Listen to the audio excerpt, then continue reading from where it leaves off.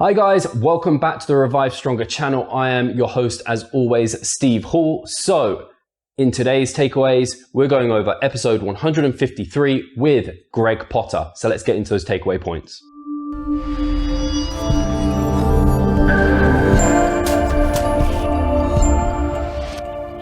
Takeaway point number one is pretty scary. If you give people less sleep than they need for a number of days, someone who was previously healthy can look pre-diabetic.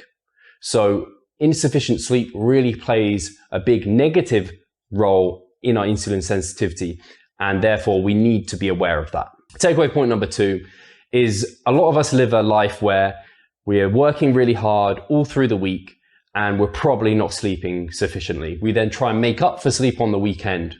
Unfortunately, evidence is suggesting that you can't make up for lost sleep in that way. Now, that's not to say you shouldn't sleep more when you can. It's just to say that don't use that as a kind of consistent strategy because it's likely to fall on its face. Takeaway point number three is that physical activity definitely can help sleep.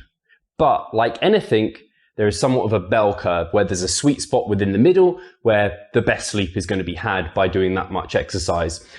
Then many of you train really hard. In the weeks before our deload, maybe we're overreaching, we're doing lots and lots of training volume, we're pushing really hard. Ever notice that your sleep is disrupted?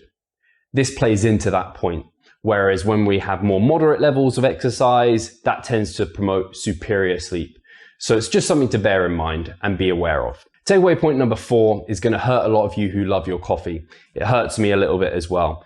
The recommendation is to keep your caffeine to around 2 milligrams per kilo a day to promote good sleep, and to cut it out 9 hours before you go to bed or plan to go to bed. This is because of the half-life of caffeine, and it can still be in your system many hours later, which is actually blocking some sleep pressure, which is going to prevent you getting to sleep and getting the most restful sleep.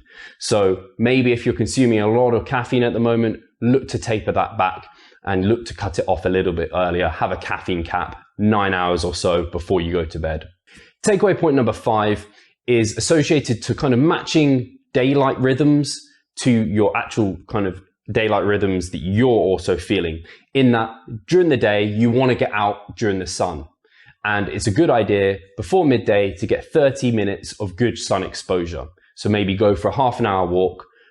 Maybe you're walking to work or during your lunch hour, get outside. That's a really good thing to do. And then later in the day, as it's getting darker outside, you kind of want to match that to your inside environment. And this might be a case where you're using kind of blue light blocking glasses or potentially using apps like f.lux with your laptop to remove the blue light so that you're more so matching that environment outside and you're not suppressing things that are going to aid your sleep. So you might just want to dim the lights, maybe even just use candles. These things can really help. Guys, from today's podcast, our favorite quote is that sleep anxiety is a real sleep killer. So hopefully we haven't promoted sleep anxiety. Don't stress about not being able to sleep.